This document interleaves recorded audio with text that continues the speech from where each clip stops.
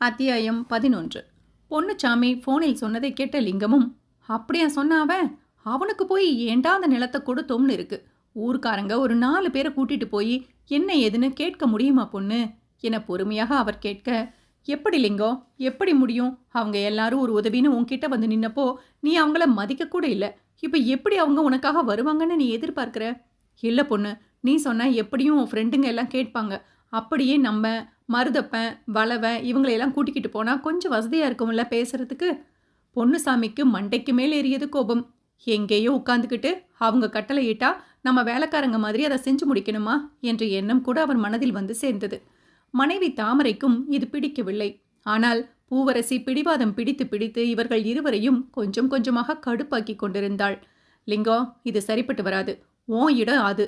ஒன்று நீ போலீஸ்கிட்ட போ, இல்லையா வந்து ஊர்க்காரங்க கிட்ட பேசு. உனக்காக ஊர்க்காரங்க கிட்ட போய் என்னால் பேச முடியாது. ஏன்னா ஏற்கனவே அவங்க உன்னால் அவமதிக்கப்பட்டிருக்காங்க. அன்னைக்கு நைட்டு பஸ் ஏற்றி விடும்போது எல்லாரும் பசியும் பட்னியுமா வந்து ஊரில் சாப்பிட்டாங்க. இனிமே அவங்க எப்படி உன் வீட்டு வாசலை மிதிப்பாங்க? பொன்னுச்சாமி கண்டிப்பாக வாயை திறந்து பேச மாட்டார் என நினைத்து தனமும் லிங்கமும் பேச அவரும் மொத்தமாக அன்றைக்கு நடந்ததை கொட்டிவிட்டார். ஊருக்கு கிளம்புங்கன்னு காலையிலிருந்து சாயங்காலம் வரைக்கும் ஒரு வார்த்தை நீயோ தனமோ சொல்லலை. நைட்டு 7:30 8 மணி போல் சொல்கிறீங்க. உன் பையன் அதான் சிலம்பு கொண்டு வந்து பஸ் ஏற்றி விட்டானே, ஒரு தண்ணி பாட்டில் வாங்கி கொடுப்போம், சாப்பிட்டாங்களா இல்லையா, பத்திரமா போங்கன்னு எதுவும் கிடையாது. இதுதான் பஸ்ஸுன்னு சொன்னதும் கிளம்பி போயாச்சு. இப்படி இருக்கும்போது ஊர்க்காரங்க எப்படி வந்து உதவி பண்ணுவாங்க? நான் தான் என் பொண்ணு பேச்சை கேட்டிருக்கேன்னா அவங்க எல்லாரும் அப்படி இருக்கணும்னு அவசியம் இல்லை லிங்கோ. கள்ளச்சாராயம் காய்ச்சி பல பேர் நம்ம ஊரில் ஆஸ்பத்திரி போனாங்க, பல பேர் இறந்து போயிட்டாங்க. அப்படி இருக்கும்போது அப்போ உதவிக்கு வராது நீ இப்போ வந்து சொன்னால் அவங்க செய்ய மாட்டாங்க என சொல்லி கடுப்பில் போனை வைத்து விட்டார். அந்த பக்கம் இதை கேட்டுக்கொண்டிருந்த தனமும் லிங்கமும் ஒருவரை ஒருவர் பார்த்து கொண்டு, என்ன பொண்ணுக்கு இவ்வளோ கோபம் வருது என கேட்க தனத்துக்கும் கோபம் வந்தது. என்ன பண்ண சொல்கிறீங்க? அவங்களுக்கு சப்பாத்தி கொடுத்தா 2ஓட சாப்பிட்டுட்டு எழுந்து போகிற ஆளா? எல்லாம் ஊர்க்காரங்க. கண்டிப்பாக 10-15 தேவைப்படும். அவ்வளோனா அந்த வேலைக்கார பொண்ணை வச்சு எப்படி தேய்க்க முடியும்? என்னதானே இப்படி சொல்கிற? வீட்டில் இல்லைன்னா கடையிலையாவது வாங்கி கொடுத்துருக்கலாம்ல. ஒரு சாப்பாடு கொடுக்கலன்னு எப்படி பேசுகிறான் பாரு. என்னங்க பண்ண முடியும்? இவங்க என்ன சின்ன பிள்ளைங்களா? பஸ்ஸில் ஏற்றி விட்டுட்டு வாட்டர் பாட்டில் ரொட்டியெல்லாம் வாங்கி கொடுத்து பாய் சொல்லிட்டு வர்றதுக்கு? நமக்கு பிடிக்காத வேலைக்காக வந்தாங்க, ஒரு வேளை சோறு போட்டு அனுப்பியாச்சு. இதுதானே பண்ண முடியும். என்ன பண்ணுறது? இப்போ நமக்கு அவங்க உதவி தேவைப்படுது. நாம் போய் மாரியப்பனை எதிர்த்துக்கிட்டு நிற்கவே முடியாது. இந்த காட்டானுங்கன்னா 4 பேர் சேர்ந்துக்கிட்டு போய் அடிதடி பண்ணியாவது வாங்கி கொடுத்துடுவாங்களேன்னு தான் இவங்கிட்ட பேசினேன். இனி இவங்கிட்ட பேசி வேலைக்காகாது. வேற யாராவது ஊரில் காசு வாங்குற பார்ட்டிக்கிட்ட கொஞ்சம் காசு கொடுத்து அந்த நிலத்து குத்தக பத்திரத்தை திரும்ப வாங்கணும். சரிங்க, அப்படியே பண்ணுங்க. பொன்னுச்சாமியின் கடுப்பை முகத்தில் பார்த்த மனைவி தாமரையோ, நான் தான் சொன்னேன் இல்லைங்க, கொஞ்சம் காசு பணத்தை பார்த்துட்டு டவுன் பக்கம் போனதும் ஆளே மாறிட்டாங்கன்னு. கல்யாணத்துக்கு வந்தவங்க எப்படிமா இருக்க, பூவு நல்லா இருக்காளான்னு ஒரு வார்த்தை கேட்கலையே. என் பொண்ணு அவங்க வீட்டில் வேலைக்காரி மாதிரி போய் வாரம் வேலை செஞ்சு கொடுத்துட்டு வந்துச்சு. அவங்க சொல்கிற எல்லாத்தையும் கேட்டுச்சு. அந்த பிள்ளைய ஒரு வார்த்தை நல்லா இருக்கியான்னு கேட்கல, ஒரு பூ வாங்கி வந்து கொடுக்கல, ஒன்றும் பண்ணலை. நன்றிங்கிறது கொஞ்சம் கூட இல்லை. ஆனால் அந்த வீட்டுக்கு தான் வாழ போவேன்னு இவ ஒரே அடியாக குதிச்சிட்ருக்கா. எங்கே போய் முடிய போகுதோ இதெல்லாம்.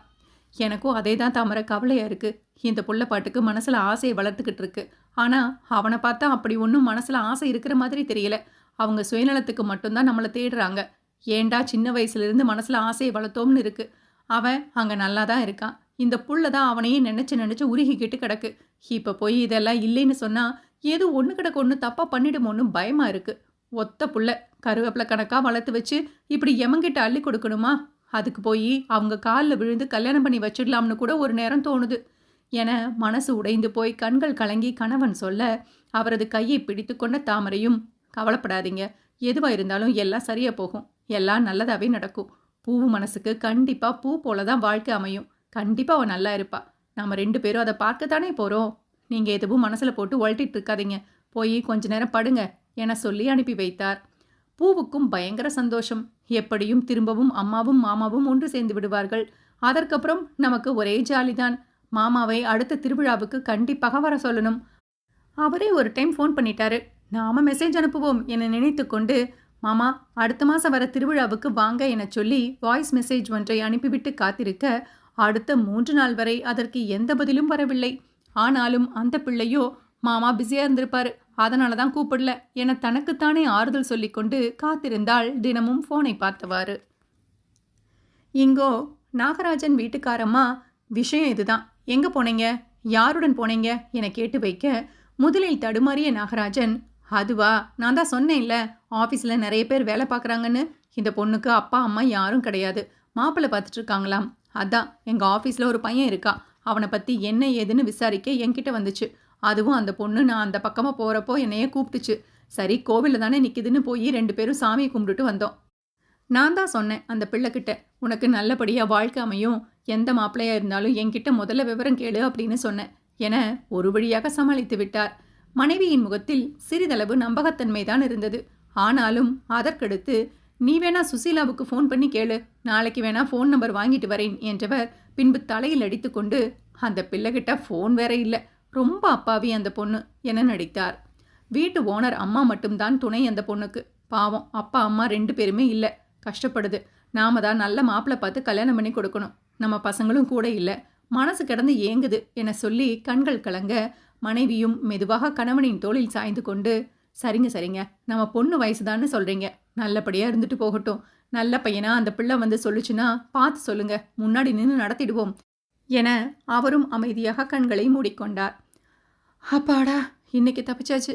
இனிமே கொஞ்சம் எல்லாத்தையும் சரியாக செய்யணும், இல்லை மாட்டிக்குவோம் என நினைத்து கொண்டு இதற்கு மேல் மனைவி எதுவும் கேள்வி கேட்கும் முன்பு உறங்கிவிடலாம் என உறங்கிவிட்டார். இங்கு சுசீலாவோ இரவு நேரத்தில் விரல் ஒவ்வொன்றுக்கும் நெயில் பாலிஸ் அடித்து கொண்டிருக்க, வீட்டுக்குள் வந்த அகிலாண்டேஸ்வரி நெயில் பாலிஸின் மனம் நுகர்ந்தார். என்ன மகாராணி, இந்த நேரத்தில் எங்கே போகிறீங்க, ஒரே நெயில் பாலிஸாக மணக்குது என சொல்லி கிண்டல் செய்தார். இல்லை, கோவிலுக்கு போனேன், அப்போ வாங்கினதுமா. சரி சரி, அப்புறம் அன்னைக்கு நைட்டு வந்தாரே மேனேஜரா, யார் அவரு? மேனேஜர் இல்லை, அங்கே வேலை செய்கிறவர் தான், நல்ல சாரு. நல்ல சாரோ மோரோ, எல்லார்கிட்டையும் கொஞ்சம் ஜாக்கிரதையாக இருக்கிறது எப்பவுமே நல்லது, புரியுதா? புரியுது என மண்டையை ஆட்டிக்கொண்டாள். சரி சரி, வேலைக்கு தான் போகிறேன் இல்லை, கொஞ்சம் வீட்டு சாமான் எல்லாம் வாங்கி வச்சுக்க. ஒரு காஃபி போட ஒரு பாத்திரம், சாதம் வணிக்க ஒரு சின்ன குண்டான்னு தனித்தனியாக வாங்கிக்க. ஒரு ஆளுனா இதெல்லாம் பண்ணக்கூடாதுன்னு இருக்கா என்ன? ஒரே காஃபி குண்டால சாதத்தை வடிச்சிட்டு இருக்காத, காசு சேர்த்து கொஞ்சம் பொருள் எல்லாம் வாங்கிக்க. என்ன, புரியுதா இல்லையா என 2 அதட்டு அதட்டி விட்டு போனார். அதன் பிறகும் கூட நாகராஜன் 2-3 கோவிலுக்கு சுசீலாவை அழைத்து சென்றார். ஆனால் அது எல்லாமே தூரமாக உள்ள கோவில். இந்த கோவில் எல்லாம் ரொம்ப சக்தி வாய்ந்தது, நீ வேண்டிக்க சுசீலா, உனக்கு சீக்கிரம் நல்லபடியாக கல்யாணமாகும் என சொல்லி அவளை ஏற்றிவிட, அவளும் அதெல்லாம் உண்மை என நம்பிக்கொண்டிருந்தாள். இங்கு ஆபீஸில் அவளோடு எடுத்த புகைப்படங்கள் எல்லாவற்றையும் காட்ட ஒவ்வொருவரும் வியந்து போனார்கள். முன்னாடி நல்ல விதமாக பேசினாலும் பின்னே போய், அந்த கிழவனுக்கு இந்த வயசுல இதெல்லாம் தேவையா, அதுவும் ஒரு பியூன் பொம்பளை கூட, அந்த பொம்பளைக்கும் அறிவில்லை பாருங்க என அவர்கள் சுசீலாவை பார்க்கும் விதம் வேறு விதமாக மாறத் தொடங்கியது. அதெல்லாம் இப்பொழுது வரை சுசீலாவின் கண்களுக்கு தெரியவில்லை. அவர்கள் கேலி கிண்டல் செய்து பேசினாலும் பலது புரியாமலேயே இருக்க, இவளும் அதையெல்லாம் கடக்க தொடங்கிவிட்டாள். நல்ல விதமாக அவர்கள் சிரித்து பேசுகிறார்கள் என இவள் நினைத்து கொண்டிருந்தாள். அவளுக்கு தெரியாமலேயே அவளை பற்றியும் நாகராஜனை பற்றியும் செய்திகள் எல்லாம் அங்கு ஓடிக்கொண்டிருந்தது. இந்த நேரத்தில்தான் சுசீலாவின் பக்கத்து தெருவில் வசிக்கும் ஒருவன் இவள் வேலைக்கு போகும் அதே பாதையில் சூப்பர் மார்க்கெட் ஒன்றில் வேலை செய்து கொண்டிருக்கிறான். அவனும் சில நேரம் நடந்து வருகையில் சுசீலாவை பார்ப்பான். முதலில் ஹாய் சொல்லி பேச ஆரம்பித்தவர்கள் கொஞ்சம் கொஞ்சமாக நன்றாக பேச ஆரம்பித்தார்கள். அவனும் கிளம்பி அவன் வீட்டில் காத்திருந்து சுசீலா வருவதை பார்த்து கொஞ்ச தூரம் நடந்து வருவான். அவளும் நடந்து வந்து இருவரும் சேர்ந்து பேசிக்கொண்டே வருவார்கள். அவன் சூப்பர் மார்க்கெட் உள்ளே நுழைந்த பின்பு இவள் கொஞ்ச தூரம் தள்ளி இருக்கும் தான் வேலை செய்யும் பதிப்பகத்துக்கு கிளம்பி வருவாள். இது முதலில் நாகராஜன் கண்ணில் படாவிட்டாலும் ஒரு நாள் நாகு 2 மணி நேரம் பர்மிஷன் கேட்டு மனைவியோடு அவரது உடல்நிலையை செக் செய்ய மருத்துவமனைக்கு போய் வருகையில் பார்த்து விட்டார். வந்த கோபத்திற்கு அளவே இல்லை. இன்னொரு ஆள் வந்துட்டானா, எப்படியாவது அவனை ஓரங்கட்டணுமே என நினைத்து கொண்டு அந்த சந்தர்ப்பத்திற்காக காத்திருந்தார். மாதவன் வாரம் ஒரு முறை வந்து நந்தினியை தூரமாய் இருந்து பார்த்துவிட்டு போவான். கவிதாவும், என்ன புள்ள, முன்னாடியெல்லாம் வந்து வந்து பேச பார்ப்பான், நீ அரைஞ்சதுக்கு அப்புறமா தூரமா நின்று பார்த்துட்டு போறான், இவனை எந்த கேட்டகரியில சேர்க்கிறது? கவிதா, அது ரகுவோட ஃப்ரெண்டு, இனிமே நாம எந்த பிரச்சனையும் பண்ணக்கூடாது, நாம பாட்டுக்கு நம்ம வேலை உண்டு நாம உண்டுன்னு ஒதுங்கியே போயிடலாம். எனக்கு இதுக்கு மேல பிரச்சனையை தலை மேல அள்ளி கொட்டிக்க எதுவும் விருப்பம் இல்லை. ஏண்டி, உன் ரகு மாமா சொன்ன ஆளு இந்த பையனா இருப்பானோ? என்ன ஆளு? அதான் அன்னைக்கு சொன்னேன்லடி, உன் மாமா உனக்கு ஏதோ ஒரு மாப்பிள்ளை பார்த்து வச்சுட்டு உன்னை கல்யாணம் பண்ணிக்க சொல்லி கேட்கிறாருன்னு. ஒருவேளை இவனா இருக்குமோ? அப்பொழுதுதான் நந்தினிக்கும் தோன்றியது, ஒருவேளை இவனாக இருக்குமோ என. ஆனாலும் அவனை கண்டுகொள்ள நந்தினிக்கு விருப்பமில்லை. விடுடி, யாராயிருந்தா என்ன, என்னையை தாண்டி என் வாழ்க்கையில் எதுவும் நடக்க போகிறது கிடையாது. எனக்கு என் புள்ள போதும். நான் இப்படியே வாழ்ந்துடுறேன். ஏண்டி, நான் உன் ஃப்ரெண்டுடி. உனக்கு நல்லது நடக்கத்தான் நானும் பார்ப்பேன். ஏதாவது ஒரு நல்ல வாழ்க்கை உனக்கு கிடைக்காதான்னு நானும் வேண்டாத கடவுள் இல்லடி. உனக்கு புள்ள இருக்கான், நான் ஒத்துக்கிறேன் தான். அதுக்காக உன் வாழ்க்கையை கெடுத்துக்காத. ஏற்கனவே நீ நிறைய கஷ்டப்பட்டுட்ட. இனிமேலாவது நல்லா இருடி. நீ ஒருத்தி தான் ஆரம்பிக்காமல் இருந்த, நீயும் ஆரம்பிச்சிட்டியா? ஏற்கனவே 2 அத்தையை நான் வீட்டில் சமாளித்து 3ஆவதாக எங்கள் அப்பா கிட்ட திட்டு வாங்கி என் பிள்ளையோட கடமையை சரிவர செஞ்சுக்கிட்டு ஏதோ என் வாழ்க்கையை ஓட்டிகிட்டு இருக்கணும்னு நினச்சேன். எனக்கு எந்த பிரச்சனையும் வேணாம்டி. இதுக்கு மேலே ஏதாவது நடந்துச்சுன்னா அது எல்லாமே தப்பாக தான் இருக்கும். இவர்கள் இருவரும் பேசிக்கொண்டே வர பள்ளிக்கு அருகில் வந்ததும் அவளது மகன் குருவின் தலையில் கட்டு ஒன்று இருந்தது. பார்த்ததும் பதறிவிட்டாள் நந்தினி. இதே போல கட்டுடன் குருவின் தந்தையும் தனது கணவனுமான நவநீதனை கடைசியாக பார்த்தது நினைவுக்கு வந்தது. ஓடிப்போய் மகனே என அள்ளி அணைத்து கொண்டு என்ன ஏதென விசாரிக்க அதற்குள் 2 ஆசிரியர்கள் வந்து விட்டார்கள். 2 பிள்ளைகள் சண்டை போட்டதில் நடந்த விவகாரம் என சொல்ல அவளோ மகனிடம் முறைத்து கொண்டே கண்ணீர் வடித்து கொண்டு அவசரமாக ஆசிரியரிடம் விடைபெற்று வேகமாக நடந்து போனாள். கவிதா தான் குருவுக்கு ஆறுதல் சொல்லி அழைத்து போய் பேருந்தில் ஏறினாள். கவிதா குருவை தன் பக்கத்தில் அமர்த்தி கொள்ள வேறு சீட்டில் அமர்ந்திருந்த நந்தினிக்கும் கண்ணீருடன் கோபமும் வந்தது. என்னடா ஆச்சு என கவிதா விசாரிக்க தனக்கு அப்பா இல்லை என்பதை கிண்டல் செய்து அவர்கள் பேசியதாக சொல்லி அழுதான். இதில் என்ன இருக்கு, உனக்கு தான் அம்மா இருக்காங்கல்ல, அது போதும் அப்படின்னு இனி சொல்லிட்டு வா, சரியா? 2 பேர் இருந்தாதான் உன்னை நல்லா பார்த்துக்க முடியும்னு இல்லை. அப்பாவுக்கு சாமி கிட்ட நிறைய வேலை இருக்கு. அதனால சாமி அப்பாவை கூப்பிட்டு வேலை கொடுத்துருக்காரு. அப்பா அங்கே போயிட்டாரு. அம்மாவுக்கு உன்னை பார்த்துக்கிற வேலையை கடவுள் கொடுத்துருக்காரு. அம்மா உன்னை நல்லா தானே பார்த்துக்கிறாங்க? ஆமாம், என் மம்மி என்னை சூப்பராக பார்த்துக்கிறாங்க. அப்புறம் எதுக்கு நீ கவலைப்படுற? கடவுள் அப்பாவுக்கு கொடுத்த வேலையை சரியாக அப்பா செய்கிறாரு. கடவுள் அம்மாவுக்கு கொடுத்த வேலையை அம்மா சரியாக செய்கிறாங்க. இதில் உனக்கு என்ன பிரச்சனை வரப்போகுது? இனி யார் என்ன கேட்டாலும் எனக்கு அம்மாவும் அப்பாவும் நந்தினி அம்மா மட்டும்தான் அப்படின்னு சொல்லிடு, ஓகேவா என சொல்லி அவனை அணைத்து கொண்டாள். வீட்டுக்கு வந்ததும் மகனை கூப்பிட்டு அவனிடம் பொறுமையாக, உனக்கு அப்பா இல்லைன்னா என்னடா, அவர் இருந்து செய்ய வேண்டிய எல்லாத்தையும் நான் உனக்கு செய்கிறேன், சரியா? இனி கூட படிக்கிற பிள்ளைங்க கூட அடிச்சு பிடிச்சு விளையாடிட்டு சண்டை போட்டுக்கிட்டு வர வேலையெல்லாம் வச்சுக்காத. இங்கே நமக்கு ஒன்றுனா பார்க்கறதுக்கு யாருமே இல்லை என சொல்லி முடிக்கவும் அன்னலட்சுமி குழிப்பணியாரம் வேண்டும் என கத்தவும் சரியாக இருந்தது. சரிடா, நான் போய் வேலையை பார்த்துட்டு வரேன் என போக அவளது புடவை முந்தானையை இழுத்தவன், இப்பதான் வந்த, மூஞ்சியாவது கழுவிட்டு போமா, அசதியா தெரிகிற என சொல்ல அவனை கட்டி கொண்டவள் அவன் தலையில் முத்தம் வைத்து, வேலை பார்க்க போகலினா அத்தை பயங்கரமாக கத்துவாங்க. ஏற்கனவே இன்னைக்கு பஸ் 20 நிமிஷம் லேட்டு, சரியா? நான் போறேன் என சொல்லி கிச்சனுக்குள் நுழைந்தாள். பிரசாத்தோ மாடியில் வந்து இன்றைக்கும் குடி கூத்து என இருக்க அவனை கீழே வராதே என சொல்லிய தாய் அன்னலட்சுமி அமைதியாக வந்து படுத்து கொண்டார். பிரசாத் குடிபோதையில் மாடியில் நின்று கொண்டு சிகரெட் பிழித்து கொண்டிருந்தான். இரவு வெளிச்சத்தில் வெளியே கிணற்றுக்கடியில் அமர்ந்த நந்தினியோ யோசனையில் இருந்தாள். பழைய நினைவுகள் எல்லாம் அவளை வாட்டி வதைக்க ஆரம்பிக்க அவளோ அமைதியாக கண்ணீர் வெடித்து கொண்டு கணவனோடு கடந்த பல இரவுகளின் நினைவுகளை எல்லாம் நினைத்து கொண்டு அழுது கொண்டிருந்தாள். இவன் இந்த நேரத்தில் ஏன் ஒப்பாரி வைக்கிறா? திரும்பவும் எவனாவது ஏமாத்திட்டானா, இல்லை இவ எவனையாவது ஏமாத்திட்டாளா தெரியலையே என அங்கிருந்து கைத்தட்டி சத்தம் போட்டு அழைக்க ஒரு நொடி பயந்து விட்டாள். பின் மேலே நின்றிருந்த பிரசாத்தை பார்த்தவள் அவசரமாக கண்களை துடைத்து கொண்டு அங்கிருந்து ஓட்டமும் நடையுமாக ஓடிப்போய் வீட்டில் சுருண்டு படுத்து கொண்டாள். பிரசாத் அந்த நேரத்திலும் தான் காதலித்த பெண்ணிற்கு ஃபோனை அடித்து கொண்டே இருந்தான். ஃபோன் நம்பர் பிளாக் செய்யப்பட திரும்ப திரும்ப ஃபோன் செய்து கொண்டே இருந்தான். அதன் பிறகு அவள் ஃபோன் எடுக்காமல் போகவும் சோஷியல் மீடியா ஒவ்வொன்றிலும் அவளது அக்கவுண்டிற்கு போய் ஃபோன் செய்ய ஆரம்பித்தான். இறுதியில் மறுநாள் அவளது வீட்டிற்கே கிளம்பி போக வீடு பூட்டப்பட்டிருந்தது. கேட்டதற்கு அக்கம்பக்கம் உள்ளவர்கள் அவளுக்கு கோவிலில் வைத்து நிச்சயதார்த்தம் என சொல்ல இவனும் கடுப்பாகி கோவிலுக்கு போனான். அங்கே இருந்த ஆட்களை பார்த்ததும் மனதில் ஒரு திட்டம் வந்தது. நண்பர்களிடம் பேசி திட்டத்தையும் செயல்படுத்த நாளை குறித்துவிட்டு இப்பொழுது வந்து குடித்து கொண்டிருக்கிறான். இவன் எடுக்கப் போகும் பல முடிவுகள் பலவற்றையும் இணைத்து நந்தினியின் வாழ்க்கையிலும் பல மாற்றங்களை கொண்டு வரப்போகிறது. அத்தியாயம் 12.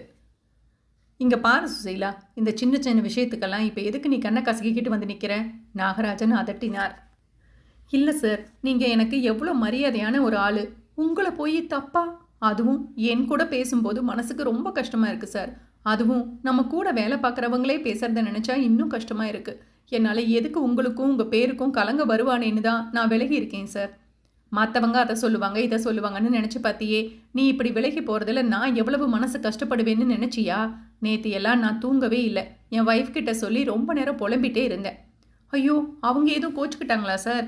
இல்லை தப்பாக எதுவும் எடுத்துக்கிட்டாங்களா? இங்க பாரு சுசீலா, என் கிருஷ்ணவேணிக்கு என்னை பத்தி நல்லா தெரியும். நான் உன்னைய பத்தி நல்ல விதமா தான் சொல்லியிருக்கேன். அதனால அவளுக்கு எந்த பிரச்சனையும் இல்லை. நீ கண்டவங்க பேசுறதையெல்லாம் காதுல வாங்கிக்கிட்டு நம்ம உறவை கொச்சப்படுத்தாத. மனசுக்கு ரொம்ப கஷ்டமா இருக்கு என வருத்தப்பட்டு சொல்லி போக, இவளும் கொஞ்ச நேரம் அதையே மண்டைக்குள் ஓட்டி கொண்டிருந்து விட்டு பின் வேலையை பார்க்க போனாள். வள்ளியும், இங்க பாரு, மற்றவங்க என்ன சொன்னா என்ன வந்துச்சு உனக்கு? மற்றவங்க யாரும் உனக்கு வந்து சாப்பாடு கொடுத்து நீ ஒரு வேளை சாப்பிட்டியான்னு பார்த்தாங்களா? அவரு அவ்வளோ பெரிய பொறுப்புல இருந்தாலும் நீ சாப்பிட்டியான்னு பார்த்து உனக்கு சாப்பாடு கொடுக்குறாரு. ஒருத்தவங்க பாசத்தை காண்பிச்சா நீயே அதை கெடுத்துக்காத. உனக்கு குடும்பம் பெரியவங்கன்னு யாரும் இல்லை. அவரு உன் கூட பேசிட்டு இதே மாதிரி இருந்தாருன்னா உனக்கு ஒரு நல்ல மாப்பிள்ளை பார்த்து கல்யாணம் பண்ணி வைப்பாரு. கல்யாணம் பண்ணிட்டு சந்தோஷமா வாழ்ந்துட்டு போ. அதை விட்டுட்டு எதுக்கு கண்டவங்க சொல்றதையெல்லாம் காதுல வாங்குற? நீ நடந்து போனா 1000 பேர் 1000 விதமா உன்னை பார்ப்பாங்க. அதுல பல விஷயம் குறையாதான் இருக்கும். எல்லா குறையையும் பூர்த்தி பண்ணி நிறையாக்கிட்டு வரணும்னு நினைச்சா உன்னோட வாழ்க்கையே முடிஞ்சு நீ சமாதியில தான் படுக்கணும். அந்த நாள் வர வரைக்கும் நம்மளை பத்தி பேசுற வாய் இங்க ஓயவே ஓயாது. 1000 தான் நாகராஜன் மற்றும் வள்ளி காரணம் சொன்னாலும் சுசீலா இனிமேல் அவரிடமிருந்து கொஞ்சம் ஒதுங்கிக் கொள்ள நினைத்தாள். அதற்கு விட்டால் தானே என நாகராஜன் ஒட்டி ஒட்டி உறவாடி கொண்டிருந்தார். இதில் சூப்பர் மார்க்கெட் வரும் பிரபு என்ற பையனும் சுசீலாவோடு கொஞ்சம் கொஞ்சமாக பேச ஆரம்பித்தான். அவளும் பிரபுவும் ஒரே வயதில் இருக்க இருவருக்கும் பேச்சு நன்றாக தொடர்ந்தது. ஒருமுறை விடுமுறையின் பொழுது பிரபுவோடு சேர்ந்து ஐஸ்கிரீம் சாப்பிட சென்றவள் நெடுநேரம் அவனோடு பேசிக் கொண்டிருக்க அவனது அக்கா வந்துவிட்டார். அக்கா, நான் சொன்னேன் இல்ல, இதுதான் சுசீலா என அறிமுகப்படுத்த அவரும் அவர்களோடு பேசி போனார். உங்க அக்கா எதுவும் தப்பா எடுத்துக்க மாட்டாங்களா பிரபு? இதுல என்ன இருக்கு சுசீலா? ஒரு ஆணும் பொண்ணும் பேசினா தப்பா தான் சொல்லணும்னு இருக்கா என்ன என அவன் சாதாரணமாக எடுத்துக்கொள்ள அவளும் அப்படியே விட்டுவிட்டாள். அவர்களது நட்பு அங்கு தொடர இங்கு நாகராஜனுக்கு எரிய ஆரம்பித்தது. இதற்காகவே சூப்பர் மார்க்கெட் போனவர் வேண்டுமென்றே அவன் மேல் ஏதாவது பழி போட வேண்டும் என்று காத்திருந்தார். அதற்கான சந்தர்ப்பமும் அமைந்தது. அன்றைக்கு பில் போட்ட பொருட்களை எல்லாம் எடுத்தவர் வேண்டுமென்றே பிரபுவை கூப்பிட்டு, இந்தப்பா, கொஞ்சம் இந்த பொருளை எல்லாம் எடுத்து கவர்ல போட்டு எடுத்துட்டு வாப்பா என்றார். சரிங்க சார் என்றவனும் ஒவ்வொரு பொருளாக எடுத்து போட வேண்டுமென்றே அவன் வேக வேகமாக பொருள் எடுத்து போடுவதை பார்த்துவிட்டு அவன் திரும்பி இருக்கும் நேரத்தில் அவன் கையில் பிடித்திருந்த பையை கொஞ்சம் தள்ளி பிடித்தார். அவன் அங்கே பொருட்களை பார்த்து கொண்டு வேகமாக எடுத்ததில் மொத்தமாய் அவன் தேன் பாட்டிலை பைக்குள் வைப்பதாக நினைத்து போட நாகராஜன் செய்த திருவிளையாடலில் அந்த பாட்டில் கீழே விட தரையில் பட்டு உடைந்து சிதறியது. அச்சோ, என்ன தம்பி, வேலையில கவனம் இருக்கிறது இல்லையா? இப்படித்தான் பிடிப்பியா? கொஞ்சம் பார்த்து செய்யறதில்ல. நான் ஏற்கனவே பணம் கொடுத்து வாங்கின பொருள் இது. அப்படி இருக்கிறப்போ இதை போட்டு உடைச்சா என்ன பண்றது இப்போ? சாரி சார், கவனமாக தான் பண்ணினேன் என அவனும் கொஞ்சம் பயப்பட அங்கிருந்த சூப்பர்வைசரோ வந்து இவனை 2 வாங்கினார்.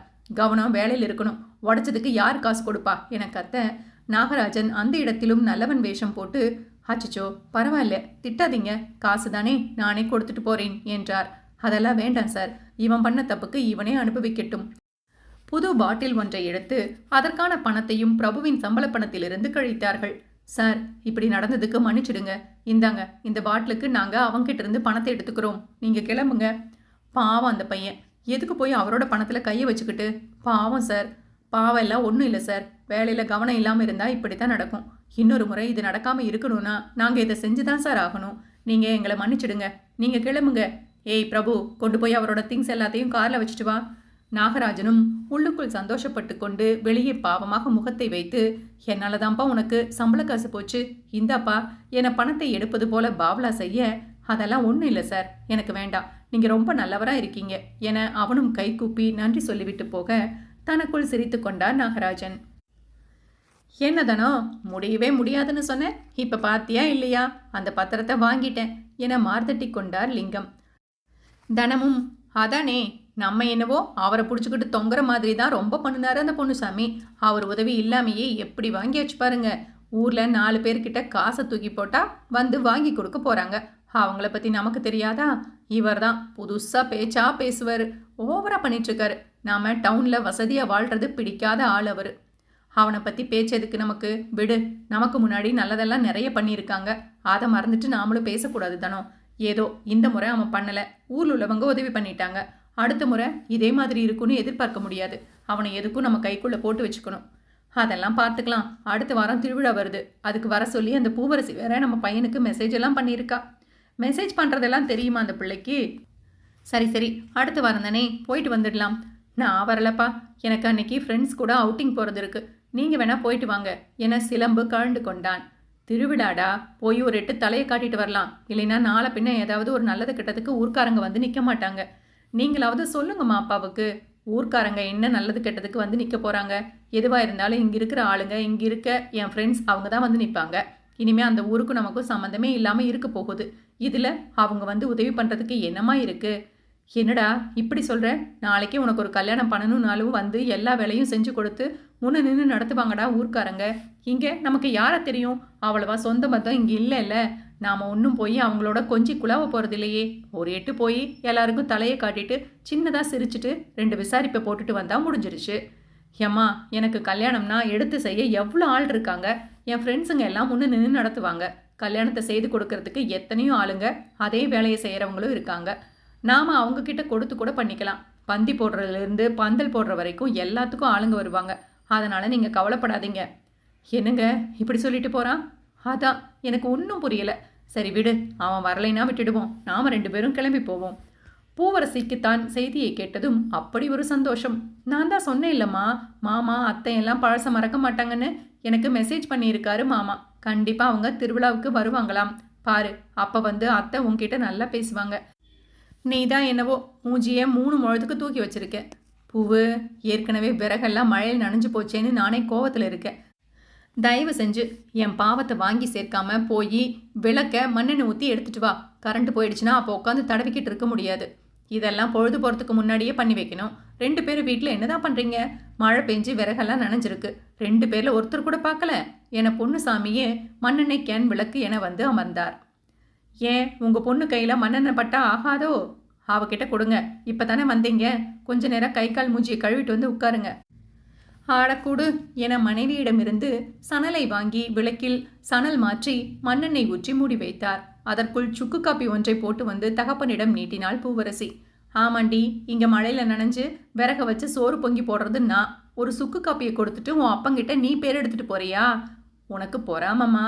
ஆமாம்மா பொறாம, அதுவும் ஓ மேலே. அதை விடு. என்னங்க, சுப்பிரமணிய அண்ணனும் வளவன் அண்ணனும் போய் அந்த இடத்த பிரச்சனையை தீர்த்துட்டாங்களாமே. பத்திரத்தையும் வாங்கி கொடுத்ததா கேள்விப்பட்டேன். காசு இருக்கிறவங்க 1000 செஞ்சுப்பாங்க. நமக்கு ஏன் அந்த கதையெல்லாம்? விடு. அம்மா, அப்பாவே மறந்துட்டு இருந்தா நீ இன்னும் ஏற்றி விடாத. நீ சும்மா இருமா என பூவரசி நிலைமை தெரியாமல் பேச, பெரியவங்க பேசுறத காதில் வாங்கி பதில் பேசாதேன்னு உன்கிட்ட பல தடவை சொல்லியிருக்கேன். நீ என்னைக்கு இதுக்கு என்கிட்ட விளக்கமா தடி வாங்க போறேன்னு எனக்கு தெரியல. பாருங்கப்பா அம்மாவை. விடு. எதுக்கு அவளை சும்மா ஏதாவது சொல்லிட்டே இருக்க? மகளை சொன்னா அங்கே அப்படியே பொத்துக்கிட்டு வந்துடுமே என தாமரை கிச்சனுக்குள் நுழைய, இங்க பாரு பூவு, அம்மா 1000 தான் கோபமா சொன்னாலும் அவ சொல்றதுல உன்னோட நல்லது தான் எப்போதும் இருக்கும். எல்லார்கிட்டையும் எப்பவும் கொஞ்சம் ஜாக்கிரதையா இரு. அவ்வளோதான் நான் சொல்லுவேன். யாரையும் கண்மூடித்தனமா நம்பிட்டு இருக்காத. அப்பா, நான் கூப்பிடவும் ஒரே வார்த்தையில மாமா விஷயத்த பெரிய மாமா கிட்ட சொல்லி அவங்க எல்லாம் கிளம்பி வராங்க. ஆனா அம்மா எப்ப பார்த்தாலும் இப்படியே பேசிக்கிட்டு இருக்கு என அப்பன் சொல்வதை காதில் வாங்காமல் அவள் பாட்டுக்கு பேச, உனக்கு என்ன சொல்லி புரிய வைக்கிறதுன்னு தெரியல பூவு. நல்ல மாட்டுக்கு ஒரு சூடு, நல்ல மனுஷனுக்கு ஒரு சொல்லு. சில பேர் பட்டுத்தான் திருந்துவேன்னு சொன்னா அதுக்கு நாம ஒன்றும் பண்ண முடியாது. உன் வாழ்க்கையில உன் தலையில என்ன எழுதி இருக்கோ அது உனக்கு நடந்தே தீரும் என சொல்லிக்கொண்டு விளக்கை பற்ற வைத்து பின் அணைத்துவிட்டு சமையலறையில் கொண்டு போய் வைத்தார். அன்றைக்கிரவு பூவு போனில் வாட்ஸ்அப்பில் தெரியும் சிலம்பின் முகப்பு புகைப்படத்தை பார்த்தவாறு படுத்திருந்தாள். என் மாமா எவ்வளோ அழகா இருக்கு. எல்லாருக்கண்ணும் அது மேலதான் இருக்கும். யாரு கண்ணும் படக்கூடாது என திருஷ்டி சுத்திவிட்டு கண்களை மூடிக்கொண்டு கல்யாண கனவுகளை காண ஆரம்பித்தாள். சாப்பிட்டு முடித்ததும் நெஞ்சரிச்சலா இருக்கு தாமரை, கொஞ்சம் இஞ்சி தண்ணி எடுத்துட்டு வரியா என்றார் பொன்னுச்சாமி. என்னங்க, வாய் பிடிப்பா இருக்குமோ? தெரியல தாமரை, நெஞ்சு லேசா கரிக்கிற மாதிரி இருக்கு. வலிக்குதா எதுவும்?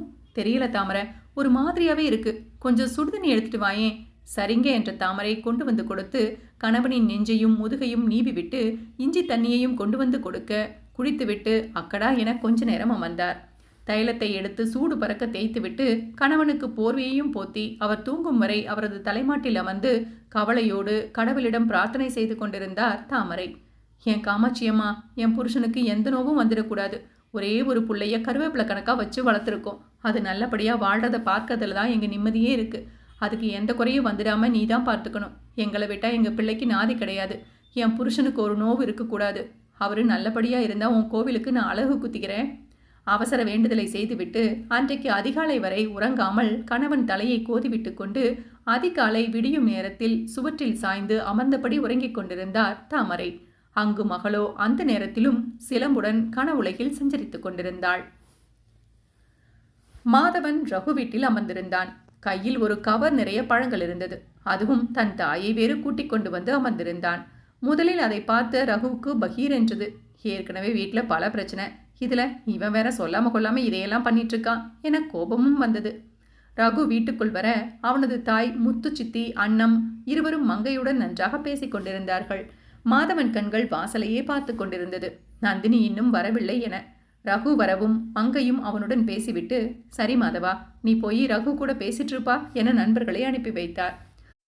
முத்துவும், நல்ல உறவையெல்லாம் நமக்கு சீக்கிரம் தெரியறதில்ல, அதுவும் உங்களை மாதிரி உறவெல்லாம் சீக்கிரம் அமையாது என கொக்கி போட்டார். உள்ளே பிரசாத் காலில் பெரிய கட்டுடன் படுத்திருந்தான். அவனுக்கு இந்த பேச்சு எல்லாம் தேவையா என இருந்தது. பிரசாத்தை பார்க்க தாண்டா வந்தோம் என மாதவன் சொன்னாலும் அதை நம்பவில்லை ரகு. என்னடா மச்சானி, உண்மையா அவனை பார்க்கத்தான் வந்தோம் என சொன்ன மாதவன் ரகுவின் அறை ஜன்னல் வழியே வாசலை பார்த்தான். நீ தேடுற ஆளு இப்ப வரமாட்டாங்க மாதவா. ஏண்டா, என்னாச்சு?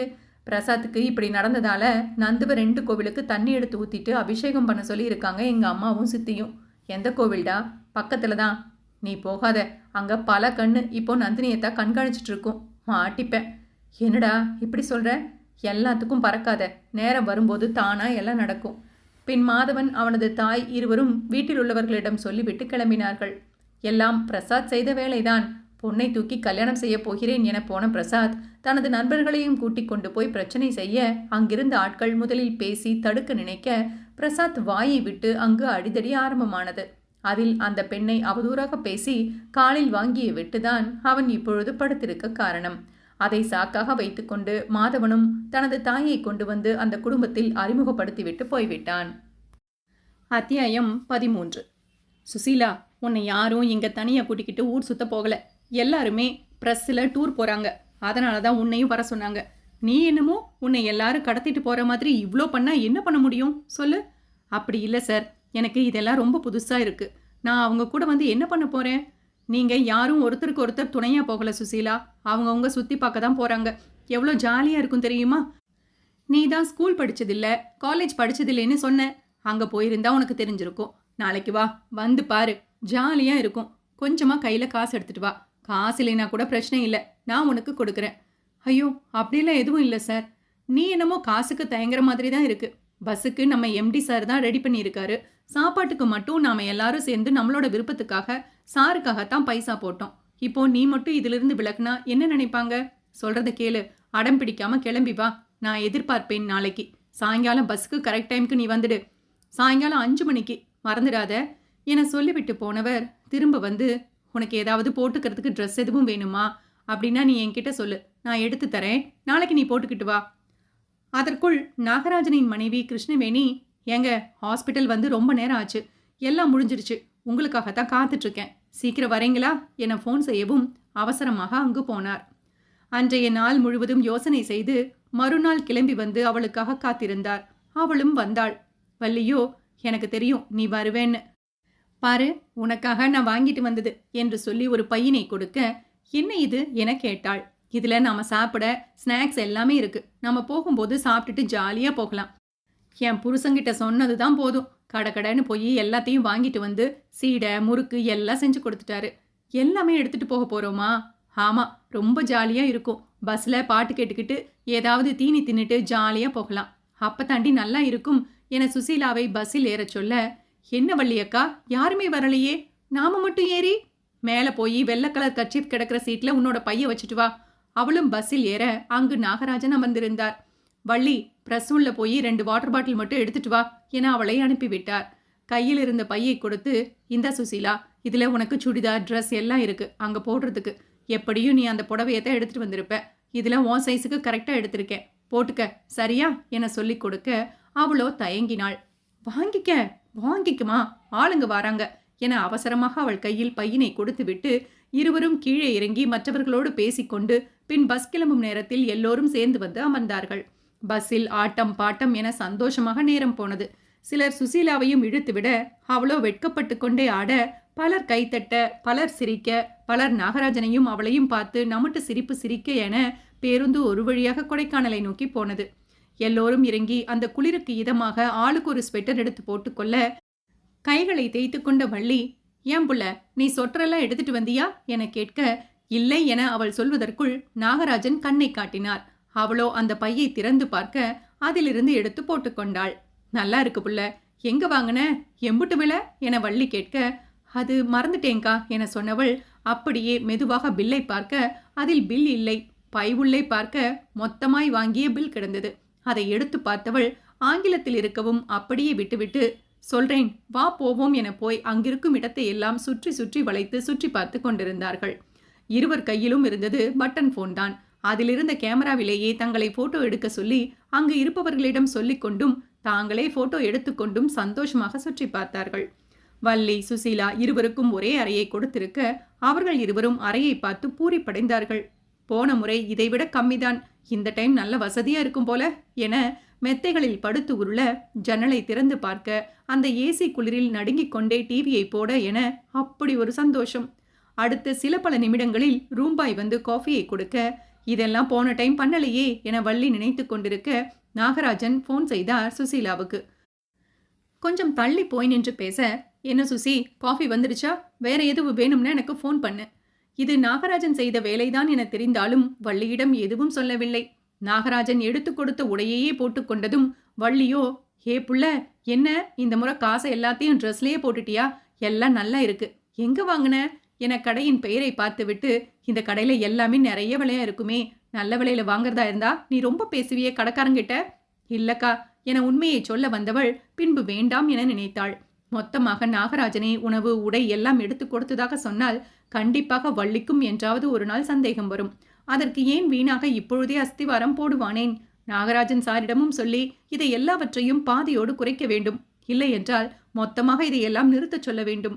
இவள் மனதில் இப்படி இருக்க நாகராஜனும் வழிமேல் விழி வைத்து காத்திருந்தார்.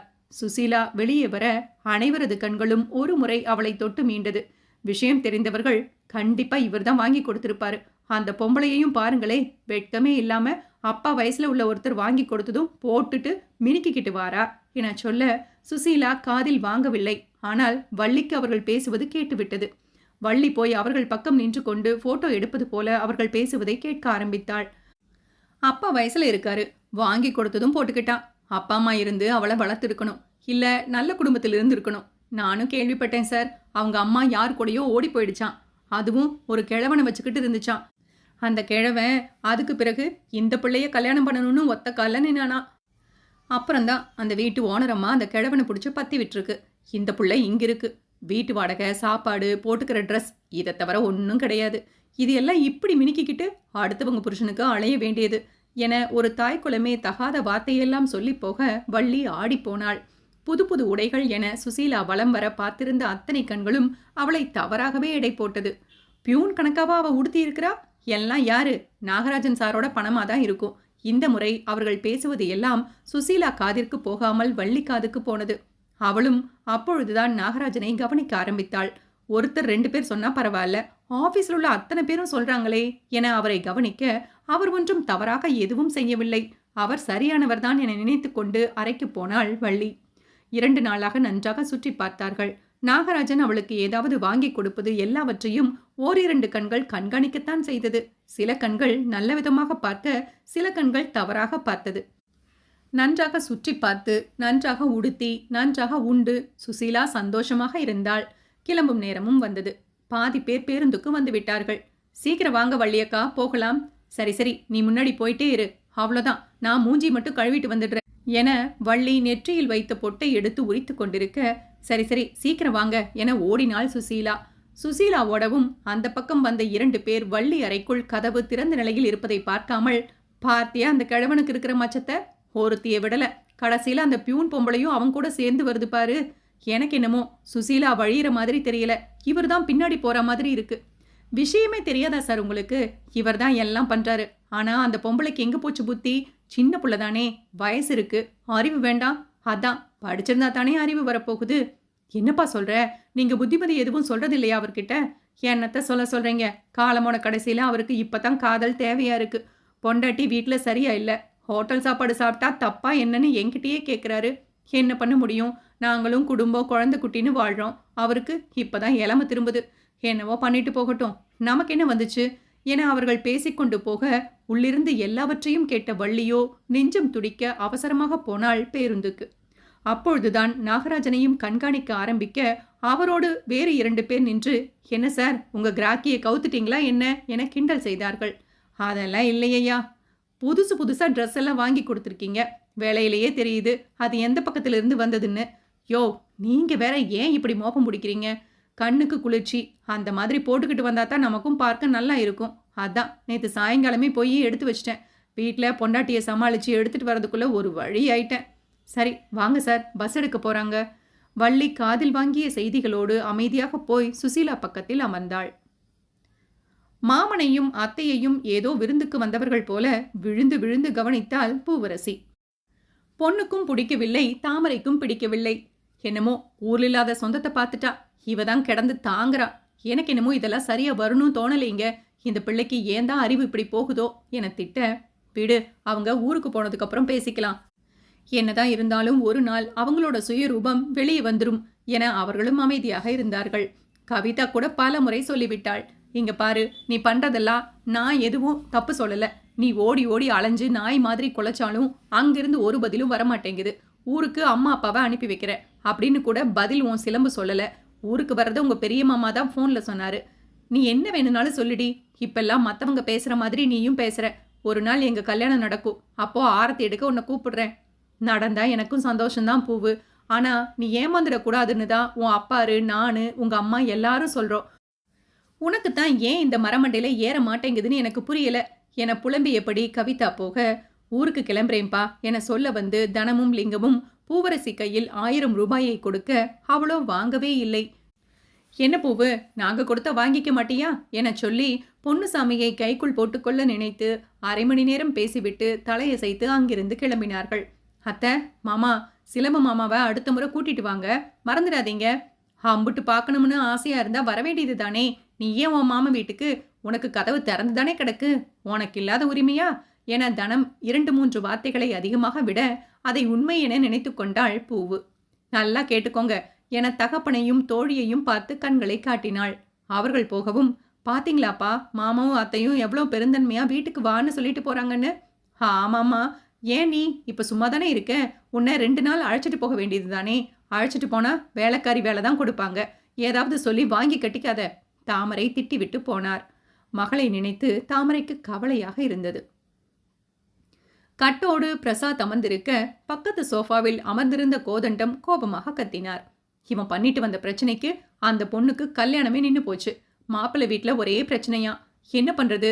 பிரசாத், அந்த புள்ள வாழ்க்கையே இப்ப கேள்விக்குறியா போயிடுச்சு. நீயே பதில் சொல்லு. என்ன பண்ணலாம் இப்போ? என்னன்னே, நீங்க அவங்கிட்ட போய் கேட்டுக்கிட்டு, அவனுக்கு அந்த புள்ள மேலதான் ஆசையா இருக்காம். அந்த புள்ள வீட்டுல புரியாம எல்லாம் பண்ணுனா அதுக்கு என்ன பண்ண முடியும்? சீக்கிரம் பார்த்து கல்யாணத்துக்கு என முடிக்க கூட இல்லை. கோதண்டம் திரும்பி முறைத்தார். அண்ணா, இது நம்ம சாதிக்கார பிள்ளைதானே என முத்துவும் வக்காலத்து வாங்க, சாதியெல்லாம் இருந்துட்டு போட்டோம். இவன் போய் பண்ணின பிரச்சனைக்கு அந்த வீடே பத்திக்கிட்டு எரியுது. அவங்க கிட்ட போய் சம்மந்தம் பண்ண நிக்க முடியுமா? இவன் ஒழுங்கா ஒரு வேலைக்கு போறானா? குடிச்சிட்டு ஊர் சுத்திட்டு இருக்கான். எனக்கு என்ன, எதுவும் தெரியாதுன்னு நினைச்சிட்டு இருக்கீங்களா? எனக்கு எல்லா நியூஸ் எல்லா பக்கத்துல இருந்தும் வந்துடும். எந்த மூஞ்சியை வச்சுக்கிட்டு போய் அவங்க கிட்ட இவனுக்காக பொண்ணு கேட்க முடியும்? ஏதாவது ஒரு விஷயத்துல நல்ல விஷயமா நடந்துக்கிறானா? ரகு மாதிரி எடுத்து எல்லாத்தையும் செஞ்சு பொறுப்பா இருந்தா யாருக்கிட்டையா இருந்தாலும் போய் பொண்ணு கேட்கலாம். இந்த வார்த்தையை சொல்லும் போது ரகுவின் முகம் மாமாவை வெறித்து பார்த்தது. உள்ளுக்குள் அவனுக்குள் ஒரு விஷயம் உறுத்தி கொண்டிருந்தது. அண்ணே, நீங்களே இப்படி சொன்னா என்ன பண்ண முடியும்? கொஞ்சம் யோசிச்சு முடிவெடுங்க. நாம தானே இருக்கோம் அவனுக்கு.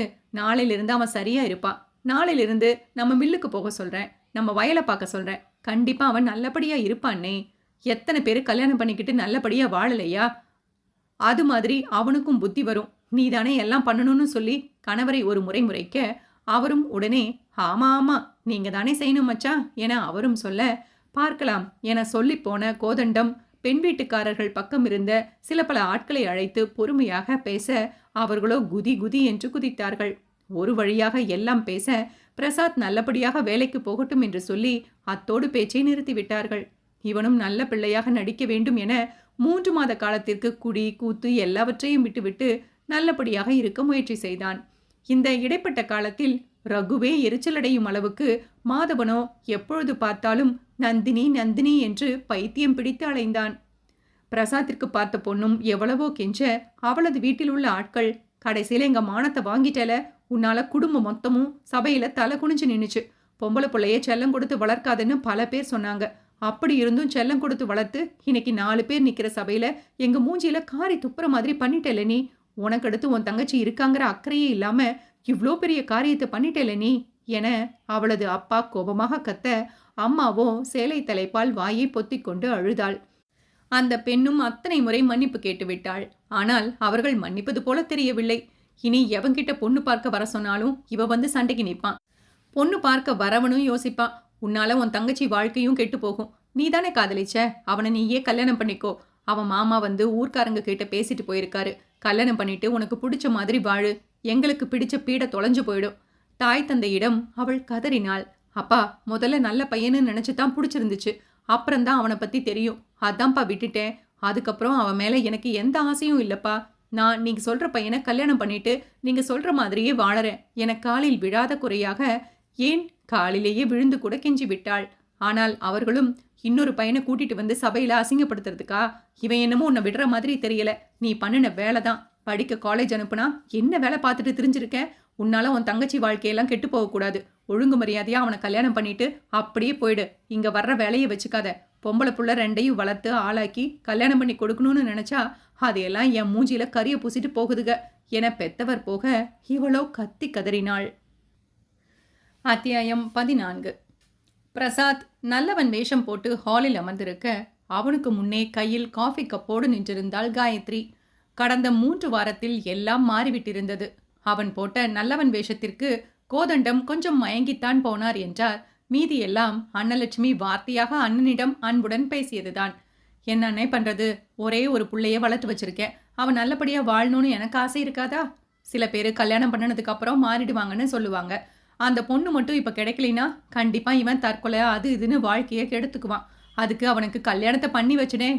அந்த பொண்ணோட மனநிலையும் நீ கொஞ்சம் யோசிச்சு பாரு. அந்த பொண்ணு பிடிக்காம இங்க வந்தா எப்படி வாழும்? அண்ணா, பொம்பளைங்க நாங்க பிடிக்காம வாழ்க்கையை விட்டுட்டு போகணும் நினைச்சா பாதி பேர் இங்க வாழவே முடியாது. நீங்க அதெல்லாம் பத்தி யோசிக்காதீங்க. பிடிக்காமையா அந்த புள்ள லவ் பண்ணுச்சு, ஏதோ கோபம் கல்யாணம் பண்ண போயிடுச்சு என பல முறை அண்ணனின் மூளையை சலவை செய்து ஒரு வழியாக பிரசாத்தையும் நல்லவன் போல அனைவருக்கும் காட்டி இப்பொழுது பெண் பார்க்க வந்திருந்தார்கள். காயத்ரிக்கு சுத்தமாக பிடிக்கவில்லை. ஆனால் அவளது பெற்றோர்களோ, உன்னால இன்னொரு தடவை ஏதாவது அவமானம் வந்தா எங்களால தாங்கிக்க முடியாது. எங்களுக்கும் பொண்ணுங்க இருக்காங்க. நீ மட்டும் எனக்கு பொண்ணு கிடையாது. அவங்க வாழ்க்கையும் நாங்க பாத்துக்கணும். நாளைக்கு உன்னை வச்சு அவங்க வாழ்க்கைக்கு ஒரு பிரச்சனை வந்தா என்ன பண்ண முடியும்? ஒழுங்கா கல்யாணம் பண்ணிக்கிட்டு போயிடு. அதுவும் அந்த பையனே வரேங்கிறான், அவனையே கல்யாணம் பண்ணிட்டு போயிடு. இல்ல இப்ப நீ இவனை விட்டுட்டு வேற யாரையும் கல்யாணம் பண்ணினா கூட நாளடைவில் எல்லாம் பயங்கரமா பேச ஆரம்பிப்பாங்க. அப்படி இப்படியும் மூளை சலவை செய்தார்கள் அந்த பெண்ணையும். ஆனால் அவளுக்குள் இருந்த கோபம் அவள் மட்டுமே அறிவாள். கல்யாணத்திற்கு இரு வீட்டார்களும் அவளை பெண் பார்க்க வந்த பொழுதுதான் இந்த காட்சி நடந்தது. பெண் பார்த்து முடித்ததும் பிரசாத் அவளோடு தனியே பேச நினைக்க அவளோ அமைதியாக இருந்து விட்டாள். பின் மோதிரம் மாற்றிக்கொள்ளலாம் என 1 வாரத்திற்கு பிறகு தேதி குறித்தார்கள். தேதி குறித்த செய்தியை மாதவன் தனது அம்மாவிடம் சொல்ல, மாதவா, இது தாண்டா நல்ல சான்ஸு. அவங்க கூட சொந்தத்தோட சொந்தமா போய் ஒட்டிக்கிட்டாதான் உனக்கு நந்தினி கிடைப்பா. சரியா? நல்ல குடும்பமா தான் தெரியுறாங்க. அதனால நாம கொஞ்சம் அவங்க கூட க்ளோஸ் ஆக பார்க்கணும். தாய் சொல்லிக் கொடுத்தபடி மாதவனும் பிரசாத்தை பார்க்க போகிறேன் என போய் கல்யாண செய்திகள் அவ்வப்போது தெரிந்து கொண்டதாக காட்டிக்கொண்டு, என்னம்மா நீங்க ஒரு வார்த்தை என்கிட்ட சொல்றது இல்லையா? எதுவும் கல்யாண வேலை இருந்தா மறக்காம சொல்லுங்க. நானும் உங்களுக்கு ரகு மாதிரி தான் என முத்துலட்சுமி அன்னலட்சுமியிடம் நல்ல பிள்ளையாக ஆக்டிங்கை போட, அவர்களும் ஓசியில் வேலை கிடைத்தால் சும்மாவா இருப்பார்கள்? சரி என ஒத்துக்கொண்டு அவனை அடிக்கடி வர சொன்னார்கள். மாதவா, இது உன் வீடு மாதிரி. இங்க வரதுக்கு நீ யார்கிட்டையும் எதுவும் கேட்கணும்னு அவசியம் கிடையாது.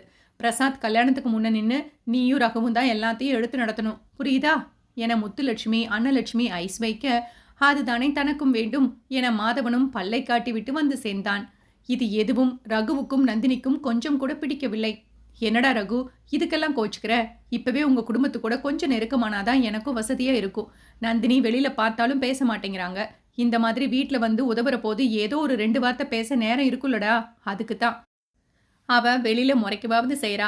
ஆனா இந்த வீட்டுக்குள்ள அவ உன் பக்கம் திரும்ப கூட மாட்டா. நீ இல்லாததை எதுவும் பண்ணிட்டு இருக்காத. பிரசாத் கல்யாணத்துக்கு வேற முன்னாடி நிக்கிறேன்னு சொல்லிட்ட. அது முடிச்சியா? அப்படியே போ. ஏன்னா நந்தினிக்கு முதல்ல உன்னை பிடிக்கணும். உனக்கு புரியும்னு நினைக்கிறேன் மாதவா. நந்தினியும் ரகுவிடம் வந்து பேசினாள். அவரு அடிக்கடி இங்க வர்றது வேற ஏதோ காரணத்துக்குன்னு எனக்கு தெரியும் மாமா. நான் இப்பவும் சொல்றேன். என் மனசுல எந்த ஆசையும் கிடையாது. அதனால உங்க நண்பனோட மனச மாத்திக்கிட்டு ஒழுங்கா வாழ சொல்லுங்க என அவள் சொல்லிவிட்டு போனாள்.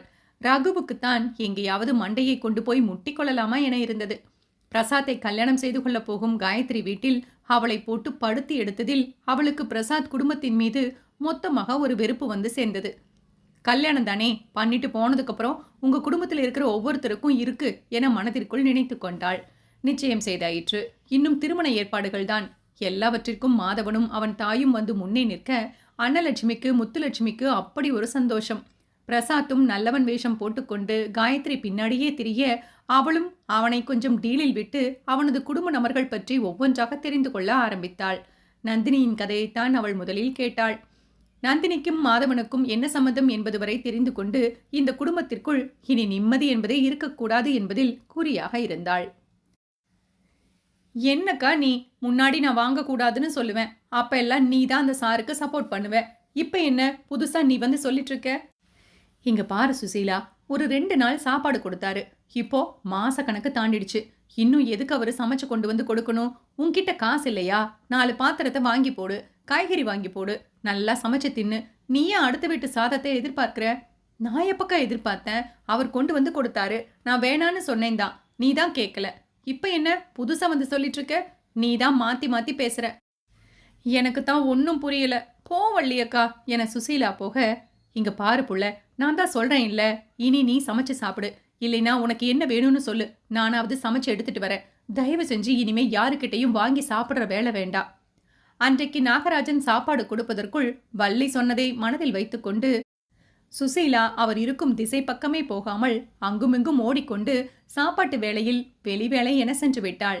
அவள் திரும்பி வரும்பொழுது அவளது பை இருக்கும் இடத்தில் கேரியர் ஒன்று காத்திருக்க தலையில் அடித்துக் கொண்டாள். வள்ளி எதுவும் பேசவில்லை. அக்கா, சாப்பாட கொட்டக்கூடாது, பிள்ளைகளுக்காவது கொண்டு போய் கொடுக்கா என வள்ளியிடம் சொல்ல, வள்ளியோ பிடிவாதமாக மறுத்துவிட்டு போனாள். முன்னாடியெல்லாம் வள்ளி அக்கா சாப்பாடு வாங்கலைன்னா திட்டுச்சு. இப்போ வாங்கி வச்சு வீணா போயிடுதேன்னு கொடுத்தா கூட எடுத்துட்டு போக மாட்டேங்குது. என்ன நடந்திருக்கும்? இவ்ளோ கோவப்படுது. சார்கிட்ட கேட்டுடலாமா? யோசித்து நின்றவளது தோளில் ஒரு கை சுரண்ட பதறி போனவள் திரும்பி பார்க்க நாகராஜன் தான் நின்றிருந்தார். என்ன மேடம், ஒரே பலத்த யோசனையா இருக்கு. சாப்பாட்டு நேரத்துல வெளியில போயிட்ட, பசிக்குது, என்ன பண்றதுன்னு நினைக்கிறியா? உனக்காகத்தான் உன் இடத்துல சாப்பாடு வச்சுட்டு வந்தேன். போய் சாப்பிடு சுசீலா. சார், நான் தான் உங்ககிட்ட ஏற்கனவே சொன்னேன் இல்ல சார், எதுக்கு வீணா உங்களுக்கு சிரமம்? மறுபடியும் பழைய கதையெல்லாம் நீ ஏன் ஆரம்பிக்கிற என்றவர் அவளது விரலை பார்த்துவிட்டு, நெயில் பாலிஷ் எல்லாம் போட்டிருக்கியா என அவளது விரல்களை பிடித்து பார்க்க எல்லா விரல்களிலும் ஒரே கலரைத்தான் அடித்திருந்தாள்.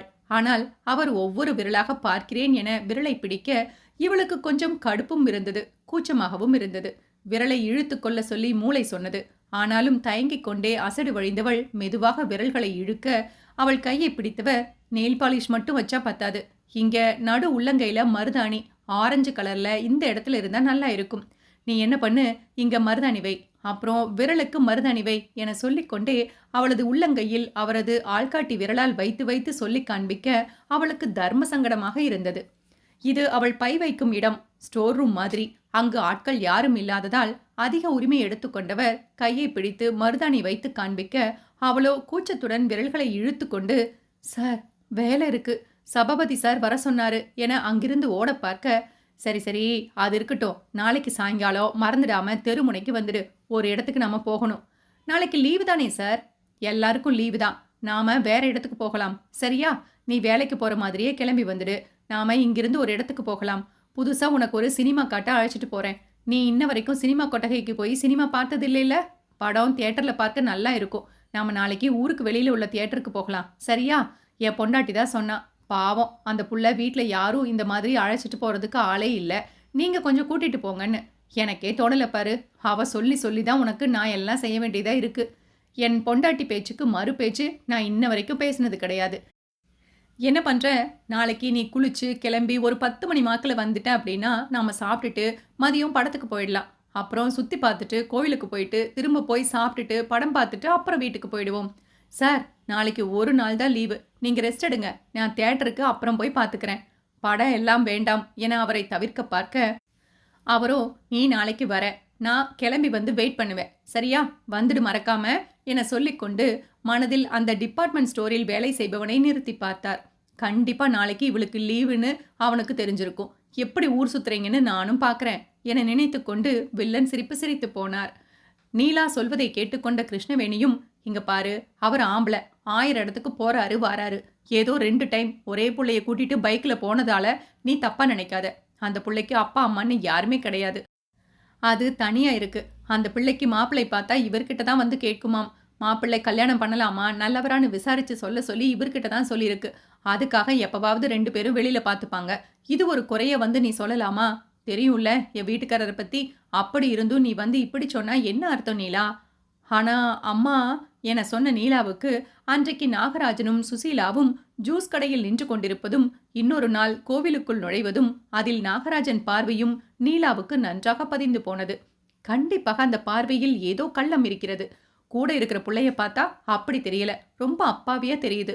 இவர்தான் ஏதோ பண்றாரு, இந்த அம்மாவுக்கு அது புரிய மாட்டேங்குது என மனதிற்குள்ளேயே நினைத்து கொண்டு, ஆமாங்கம்மா, நான் தான் ஏதாவது தப்பா பார்த்திருப்பேன் என ஜகா வாங்கி கொண்டு வாயை மூடிக்கொண்டாள் அமைதியாக. பூவரசியோட அலப்பறை தாங்க முடியாமல் போனது. தந்தை எவ்வளவோ சொல்லியாச்சு, ஆனாலும் கேட்கவில்லை. இந்த முறை பூவுக்கு பாடம் கற்றுக் கொடுக்க நினைத்த அப்பாவும் அம்மாவும் அவள் போக்கிலேயே விட்டார்கள். கவியோ, போதுண்டி போதும், நீ நல்ல ட்ரெஸ்ஸுன்னு இதோட 4 ட்ரெஸ் எடுத்துட்ட. உன் மாமா வீட்டுக்கு நீ போக போகிறது 2 நாள் தான். போயிட்டு திரும்ப வரப்போற. அவங்க ஆரம்பிச்சிருக்கிற டிபார்ட்மெண்ட் ஸ்டோர் ஓப்பன் பண்ண போகிறாங்க, அவ்வளோதான். அதுக்கு அவங்க கூப்பிட்டது உங்கள் அப்பா அம்மாவை தான், உன்னையே இல்லை. என்னைய கூப்பிட்டா என்ன, எங்கள் அப்பா அம்மாவை கூப்பிட்டா என்ன, எல்லாரும் சேர்த்து கூப்பிட்ற மாதிரி தாண்டி அர்த்தம். எப்படி இருந்தாலும் நாளைக்கு அவங்க வீட்டுக்கு மருமகளாக போய் எல்லா கடையையும் பற்றி தெரிஞ்சுக்கணும்ல. இப்போவே போனால் நல்லது தானே. நீ சும்மா இரு, வாயை வைக்காத எதுவும். மாமா வேற நான் வருவேன்னு எதிர்பார்ப்பாரு. அப்பா அம்மா அன்னைக்கு வேற கல்யாணத்துக்கு போகிறாங்க, அதனால் நான் மாமா வீட்டுக்கு போகிறேன் கத்தி சொன்னாள். இங்கே பாரு பூவு, ஓரளவுக்கு தான் எல்லாமே. உண்மையா மனசாட்சியை தொட்டு சொல்லு, உன் மாமா உன்னை எதிர்பார்ப்பாரா? இங்கே பாரு கவி, நீ காலையிலேயே என் மனசை கஷ்டப்படுத்தாத. நீ ஏமாந்து போகக்கூடாதுன்னு தான் நாங்கள் எல்லாரும் தலைப்பாட அடிச்சிட்ருக்கோம். உன் மரமண்டிக்கு என்னைக்கு ஏறுதோ அன்னைக்கு நிறைய விஷயத்த நீ இழந்திருப்ப என வினிதா சொல்லிவிட்டு போக, காதல் மயக்கத்தில் கிடந்தவளுக்கு அதெல்லாம் காதிலேயே விழவில்லை. சுடிதார் அணிந்து கண்ணாடி முன் நின்று அழகு பார்த்த தனது மகளுக்கு திருஷ்டி கழித்து போட்ட தாமரைக்கு மகள் வாழ்க்கை நல்லபடியாக அமைய வேண்டும் என்ற எண்ணம் அதிகமாக இருந்தது. அம்மா, நீ எதுக்கும் கவலைப்படாத, நீ பயப்படுற மாதிரி எதுவும் ஆகாது. மாமாவை கல்யாணம் பண்ணிட்டு நானும் மாமாவும் சந்தோஷமா வாழ்வோம். நான் படிக்கலைன்னு மாமா என்னைய விட்டுடுன்னு நினைக்கிறியா? உங்க எல்லாருக்கும் சிலம்பு மாமா பத்தி சரியா தெரியல. அத்தனை பேரும் என்னை வெறுக்கும் போது என்னை மனசார ஏத்துக்கிட்டவர் அவரு. எனக்கு தெரியும், இப்ப ஏதோ எங்களுக்குள்ள நேரம் சரியில்லை. நாங்க இன்னும் பழக ஆரம்பிச்சிட்டா அவர் இன்னும் என் மேல உயிரா இருப்பாரு. பிடிக்காமையா நான் வாங்கி கொடுத்த போனை இன்னும் வச்சிருக்காரு? அவருக்கு பிடிக்கலைன்னா அப்பவே தூக்கி கொடுத்துருப்பாரு. படிக்கிற வயசுல எதுவும் வேண்டான்னு கூட விலகி இருக்கலாம்ல. 4 விஷயத்த 4 விதமா யோசிமா. எதையாவது மனசுல போட்டு குழப்பிக்கிட்டு அப்பாவையும் குழப்பாத. பாவம் அவரு. அவரை நீ பாவம் பார்க்குற. சார் தான், நாங்கெல்லாம் உன்னையை தாண்டி பாவமாக பார்க்குறோம். ஏதாவது ஒரு நாள் மனசு வெறுத்து போய் வந்து நின்னா ஒன்றும் பண்ண முடியாது. நீ பயப்படுற மாதிரி ஒன்றும் ஆகாது, கவலைப்படாத என சொன்ன பூவரசி சூப்பர் மார்க்கெட் திறப்பு விழாவுக்கு போய்விட்டு வரும் பொழுது கதறி கதறி அழுது கொண்டிருந்தாள். விழா எல்லாம் நன்றாகத்தான் நடந்தது. போனதும் இவள் கையில் அத்தைகாரி பல வேலைகளை கொடுக்க, நாம பொறுப்பா இருக்கணும், இது நம்ம வீடு, அதனால தான் நம்மக்கிட்ட எல்லா வேலையும் கொடுக்குறாங்க என நினைத்து கொண்டு எல்லா வேலைகளையும் செய்து முடிக்க, மற்றவர்களை தனம் கவனித்த கவனிப்பும் இவளை அவர் கவனித்த கவனிப்புக்கும் வித்தியாசம் தெரிய ஆரம்பித்தது. என்ன பூ நிக்கிற, எவ்வளோ பேர் வந்திருக்காங்க, இந்நேரம் அந்த கூல்ட்ரிங்க்ஸை கொடுத்து முடிக்கிறதுக்கு என்ன? ஏன் இப்படி ஆடி அசைஞ்சிட்டு வர, வேகமா போ என இந்த வார்த்தைகள் எல்லாம் சொல்லியும் கூட அவளுக்கு பெரிதாக எதுவும் தோன்றவில்லை. சிலம்பு அவனது கல்லூரியில் படிக்கும் மாணவர்கள் முன்பு இவளை கண்டுகொள்ள கூட இல்லை. என்ன பூவனி, என்ன அவனை பார்த்துக்கிட்டு நிக்கிற, போய் வேலையை பாரு என அத்தைக்காரி விரட்ட மாடாக எல்லா வேலைகளையும் இழுத்து போட்டு செய்தாள். வந்தவர்களுக்கு கூல்ட்ரிங்க்ஸ் கொடுத்து எல்லோரையும் அனுப்பிவிட்டு அந்த சேரை எடுத்து வைத்து அந்த இடத்தை சுத்தம் செய்து என எல்லாவற்றையும் முடித்தும் கூட ஒரு வாய் கூல்ட்ரிங்க்ஸை அவளுக்கு தனம் கொடுக்கவில்லை. சரி, போனால் போகட்டும் என பார்த்தால் சிலம்புவின் கல்லூரி நண்பர்கள் வீட்டுக்கு வந்து சேர மதிய உணவு என இவளை செய்ய சொல்லி சொன்னார். இவளும் சமைத்து வாழை இலை போட்டு அனைவருக்கும் சாப்பாட்டை பரிமாறி முடித்து இலை முதற்கொண்டு எடுத்து போட்டும் நீ சாப்பிட்டியா இல்லையா, போய் சாப்பிட்டுட்டு வா என சொல்லவில்லை. அத்தைக்காரி அந்த பிள்ளைகளோடு சேர்ந்து போட்டோ எடுத்துக்கொண்டும் வீடியோ எடுத்துக்கொண்டும் நேரத்தை கடத்த, அவர்களோ இந்த புள்ள யாரு என கேட்க, என்ன சொல்கிறார்கள் என அந்த பக்கம் வந்தவள் மறைந்து நின்று கேட்டது இதைத்தான். கிராமத்துல உள்ள பொண்ணுதான், தூரத்து சொந்தம் என அத்தைக்காரை சொல்ல, மற்றவர்கள் என்ன சிலம்பு சொந்தமாமே என கிண்டல் செய்ய, இங்கு பூவுக்கும் வெட்கம் பிடுங்கி தின்றது. சொந்தமா இருந்துட்டு போகட்டும், அதுக்கு என்ன, அந்த புள்ள சரியான பட்டிக்காடு. சொந்தம்னு வேற சொல்றாங்க. படத்துல எல்லாம் வர்ற மாதிரி மாமா மகனே என் மன்மதன்னு நினைச்சு உருகிட்டு இருக்க போறா அந்த பொண்ணு. கூப்பிடு கேட்போம் என்று நண்பர்கள் ஆரவாரம் செய்ய, அதெல்லாம் ஒண்ணு வேண்டாம், அவளை கூப்பிடாதீங்க. அவ கிராமத்துல இருந்த பொண்ணு, என் மேல நல்ல பிரியமா தான் இருப்பா, இல்லைன்னு சொல்லல. ஆனா இதெல்லாம் அப்பவே அடாவடி. இதெல்லாம் நம்ம வாழ்க்கையில வந்துச்சுன்னா நம்ம வாழ்க்கை உருப்படாம தான் போகும். நண்பர்கள் அதற்கு மேல் கேட்காமல் இடத்தை காலி செய்ய, என்னடா சிலம்பு திடீர்னு இப்படி சொல்லிட்ட என தாய் கேட்க, விடுங்கம்மா, எல்லாம் நீங்க சின்ன வயசுல பண்ணின வேலை தான். நானும் பார்க்குறேன். காலையிலிருந்து அங்கே நின்று பார்க்குறா, இங்கே நின்று பார்க்குறா. என் ஃப்ரெண்ட்ஸ் எல்லாம் பார்த்தா என்னம்மா நினைப்பாங்க? இவ பாட்டுக்கு இப்படி அப்பட்டமாக என்னை பார்த்து வழிஞ்சுக்கிட்டு இருக்கா. இதெல்லாம் எங்கேயாவது நல்லா இருக்கா? ஒரு டீசன்ட் தெரியுதா? மற்றவங்க முன்னாடி எப்படி பார்க்கணும்னு ஏதாவது புரியுதா? ஏதோ மிட்டாயை பார்க்குற மாதிரி அப்படி முழுங்குற மாதிரி பார்க்குறா. அவள் பார்வையை நினச்சாலே எரிச்சலாக இருக்கு. அப்படி ஒரு பார்வையை பிடிக்கவே இல்லை. இனிமே இன்னொரு தடவை அவளை கூப்பிடாதீங்க. தாவணி கட்டிக்கிட்டு அதை வேற தூக்கி சொருகிக்கிட்டு எங்கள் பசங்க எல்லாம் பார்த்து கிண்டல் பண்ணுறாங்க. இந்த பிள்ளைகளை எல்லாம் பார்த்தியா? காலில் ஏதாவது ஒரு முடி இருக்கா? ஷேவிங் பண்ணி எவ்வளோ ஷைனிங்காக வச்சுருக்காங்க. அவளுக்கு காலில் அவ்வளோ முடி, அதோட தண்டு பெருசுக்கு ஒரு கொலுசு, கையில் கண்ணாடி வளையல், பட்டிக்காடு மாதிரி. இன்னொரு தடவை அவளை கூப்பிடாதீங்க. 10 கொஷின் கேட்குறாங்க, எனக்கு பதில் சொல்ல முடியலை, எரிச்சலாக இருக்கு என அவன் மனதில் உள்ளதை எல்லாம் கொட்டிவிட்டு போக, கேட்டுக்கொண்டிருந்த பூவுக்கு இரத்த கண்ணீர் வராத குறைதான். அதை நினைத்து இப்பொழுது வருதி கொண்டிருந்தவள் கண்ணீர் விட்டு கதறி அன்றைய இரவு எப்பொழுது முடியும் என காத்திருந்து அடுத்த நாள் அவசரமாக வேலையை செய்து முடித்து அவர்கள் கொடுத்த காசை கூட வாங்காமல் வந்து சேர்ந்தாள். ஒரு வழியாக பேருந்து ஊருக்கு வந்து சேர்ந்தது. இறங்கியவளுக்கு இன்னொரு அதிர்ச்சி காத்திருந்தது. அத்தியாயம் 15. வள்ளி சுசீலாவோடு பேசி 2 நாட்கள் ஆகிவிட்டது. எப்பொழுது நாகராஜன் பற்றி உண்மை தெரிந்ததோ அப்பொழுது சுசீலாவிடம் சொல்லி அமைதியாக வேலையை பார்க்க சொல்லியாயிற்று. ஆனாலும் நாகராஜன் சாப்பாடு கொண்டு வருவதும் மாறவில்லை, சுசீலா வாங்குவதும் மாறவில்லை. இதற்கு மேல் எதுவும் பேச வேண்டாம் என அமைதியாக இருந்து விட்டாள் வள்ளி. அக்கா கொஞ்சம் நில்லு அக்கா, நான் சொல்றத கொஞ்சம் கேளு. இதுக்கு மேல என்ன கேட்க சொல்ற சுசீலா? நான் அவ்வளோ சொல்லியிருக்கேன், நீ அதையும் கேட்கல. அது மட்டும் போதாதுன்னு அவர் கூட சேர்ந்து லீவ்ல ஊர் சுத்தி இருக்க. அப்புறம் நான் சொல்றதுக்கு என்ன மதிப்பு இருக்கு? நீயே சொல்லு. அக்கா, நீங்க நினைக்கிற மாதிரி ஒண்ணுமே கிடையாது. இந்த பிரச்சனை எல்லாம் நடக்கிறதுக்கு முன்னாடியே என்கிட்ட சொல்லியிருந்தாரு படத்துக்கு போகலாம்னு. அந்த அளவுக்கு ஆகி போச்சா? இதெல்லாம் தேவையா சுசீலா? நீ இங்க வேலைக்கு வந்த நிலைமையை மறந்துட்டியா? எல்லாருக்கும் தெரிஞ்சா என்ன நினைப்பாங்க? அவர் உனக்கு அப்பா வயசுல இருக்கிறவரு. நான் உன்னை நல்ல பிள்ளைன்னு நினைச்சுதான் இதெல்லாம் பேசிட்டு இருக்கேன். கடவுளுக்கு தான் வெளிச்சம். இப்ப எல்லாம் எந்த புத்துல எந்த பாம்பு இருக்குதுன்னு தெரியல. இதை மட்டும் வேகமாக சொன்னாள். காரணம், நாகராஜன் அந்த பக்கம் வந்து கொண்டிருந்தார். அவர் காதில் விழுந்தது. ஆனால் அதை தனக்கென எடுத்துக் கொள்ளவில்லை அவர். வள்ளி அங்கிருந்து அகன்றுவிட, என்னாச்சு சுசி, உனக்கு வள்ளிக்கும் சண்டையா? அக்கா தங்கச்சி மாதிரி எப்பவும் ஒட்டிக்கிட்டே இருப்பீங்களே, என்னாச்சு? நான் வேணா கூப்பிட்டு எதுவும் சமரசம் பண்ணவா?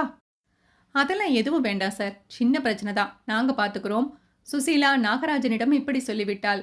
ஆனால் வள்ளியோ 4 நாட்களாக பேசவே இல்லை. 5வது நாள் லேசான ஜுரத்தோடு வந்திருந்தவர் சுசீலாவை நிமிர்ந்து கூட பார்க்கவில்லை.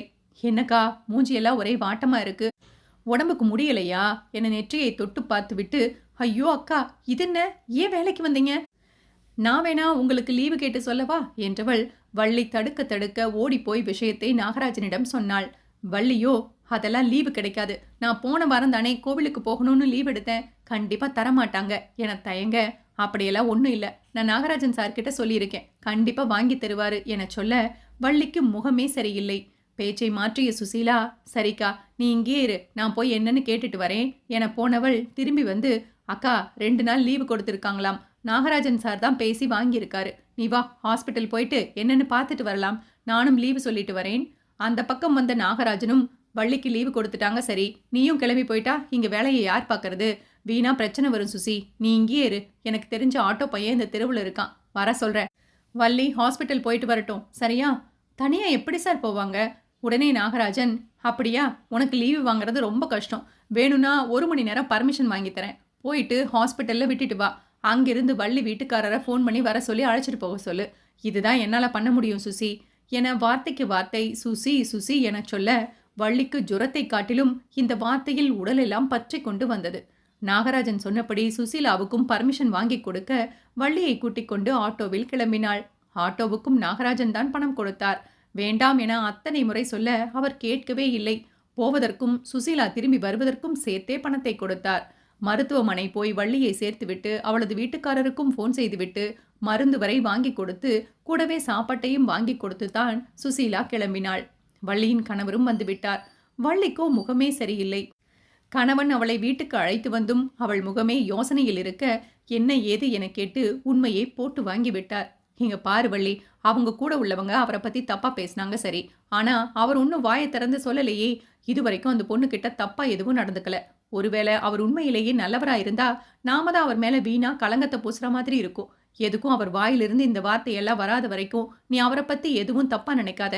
எல்லாம் சரியா போகும், சரியா? இல்லையா, இந்த பிள்ளைக்கு அப்பா அம்மா உறவுன்னு சொல்லிக்கிறதுக்கு ஒருத்தரும் கிடையாது. அடிச்சு கொலை பண்ணி தூக்கி வீசினா கூட கேட்கறதுக்கோ ஒரு சொட்டு கண்ணீர் விடுறதுக்கோ ஆள் இல்லை. அப்படிப்பட்ட பொண்ணு பாவமியா. அப்பாவோ அம்மாவோ இல்லாம வளர்றது கஷ்டம். இந்த பிள்ளைக்கு 2 பேருமே இல்லை.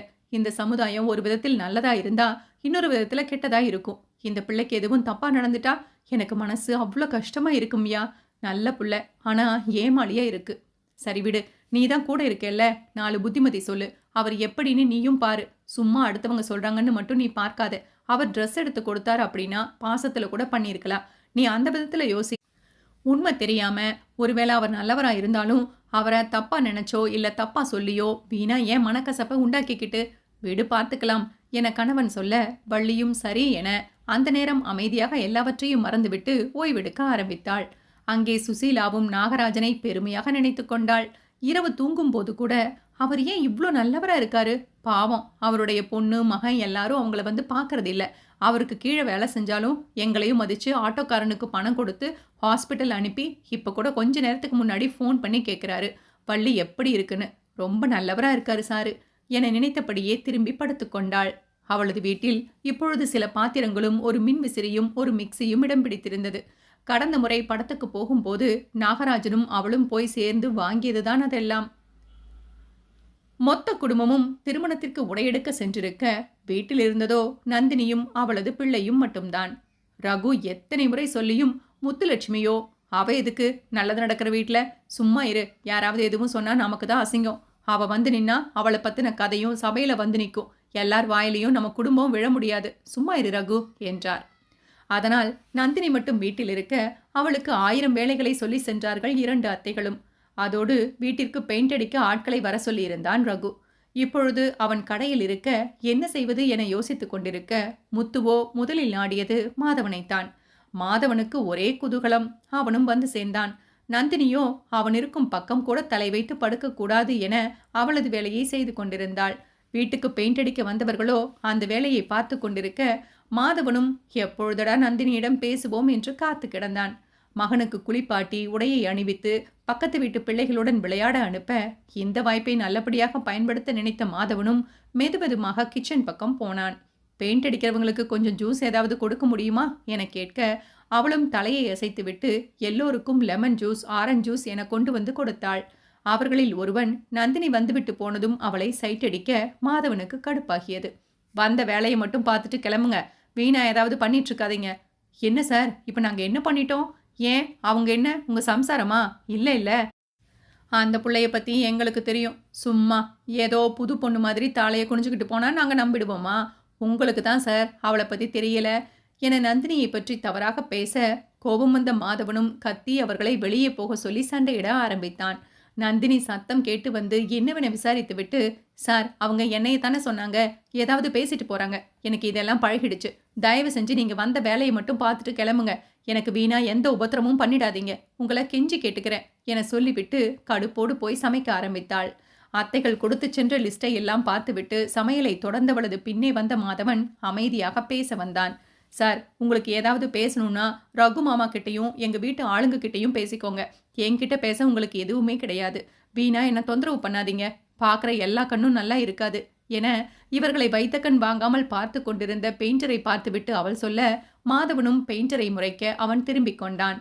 மாதவனோ எனக்கு உங்ககிட்ட பேசணும், ஒரு 5 நிமிஷம்தான் என ஆரம்பிக்க நந்தினியும் கையெடுத்து கும்பிட்டு போக சொல்லிவிட்டு வேலையை பார்த்தாள்.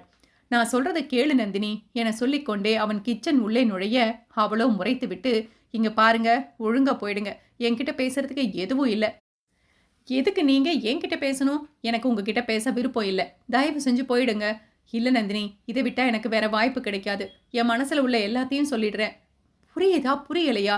தயவு செஞ்சு போங்க என கையெடுத்து கும்பிட்டு விட்டு அவள் கை ஈரத்தை சேலையில் துடைத்து கொண்டு வர அடுத்ததாக மாதவன் கிச்சன் உள்ளிருந்து வந்தான்.